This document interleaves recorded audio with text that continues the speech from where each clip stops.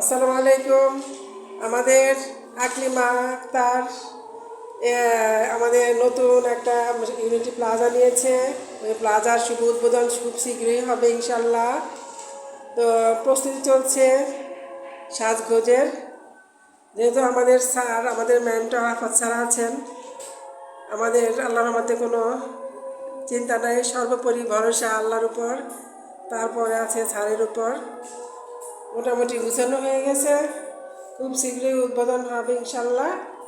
আপনাদের সবার দাওয়াত রইল। আমাদের আকলিমা আপার জন্য দোয়া করবেন, আমরা যেন আমাদের মূল লক্ষ্যে পৌঁছতে পারি।